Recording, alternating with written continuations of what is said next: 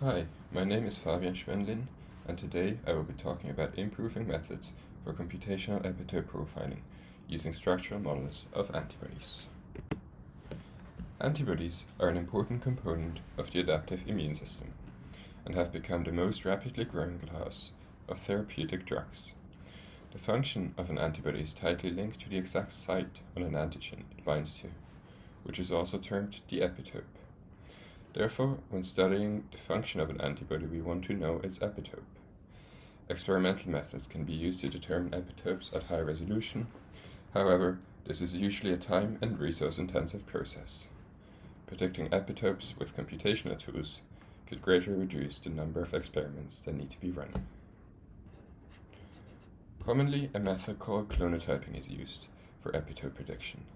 Antibodies that will bind the same epitope are grouped by sequence identity, which then allows to infer the epitopes of a set of novel antibodies from a set of antibodies we already know what they bind to. However, clonotyping has the disadvantage that it is unable to identify antibodies with highly diverse sequences that engage the same epitope. In this talk, we present SPACE2, an epitope prediction method that can match highly diverse antibodies to the same epitope. SPACE2 works by clustering antibodies based on structural similarity rather than sequence similarity. SPACE2 takes antibody sequences as an input and then uses ABodyBuilder, a state-of-the-art antibody structure prediction tool, to produce structural models. Models are then divided into groups based on the length of their CDR loops. Within each group, an RMSD matrix of the CDR backbone is computed, and finally the models are clustered based on these distance matrices using an agglomerative clustering algorithm.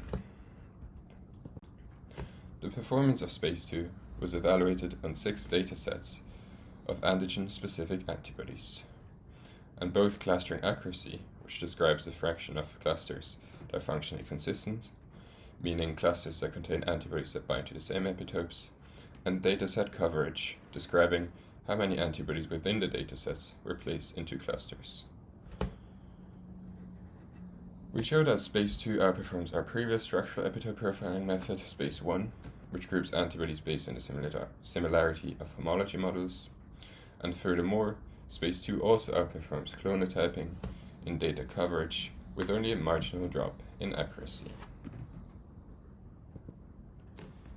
Here I show a case study of SPACE2 clustering of 53 anti-lysozyme antibodies.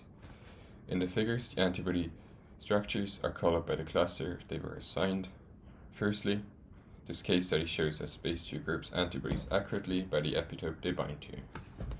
Furthermore, if we look at a set of antibodies that bind to a specific lysozyme epitope, as shown in panels B to F, we see that SPACE2 even separates sets of antibodies that bind to the same epitope but with distinct binding posts. For example, the blue and magenta antibodies in panel C. Overall, this case study highlights that SPACE2 tends to group antibodies with a high resolution of epitopes, similar to the level of resolution which is obtained from crystal structures. We then analyzed the diversity of antibodies within clusters produced by SPACE2.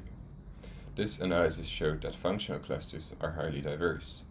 The majority of clusters contain antibodies from distinct genetic lineages. We also identified clusters with very low sequence identity across the CDRH3 region.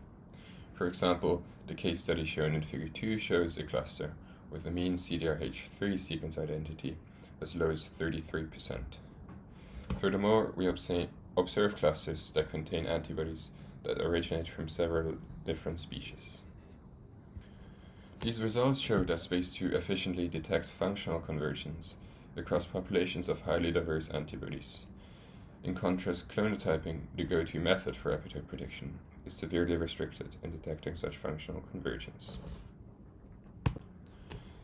In conclusion, we present an improved epitope prediction method that clusters antibodies based on the similarity of structural models. Evaluated on 6 datasets, SPACE2 accurately clusters antibodies that engage the same target and achieves far greater coverage than previous methods. Results also highlight that structural data improves our ability to identify antibodies that engage the same epitope, especially in datasets of antibodies from diverse sources.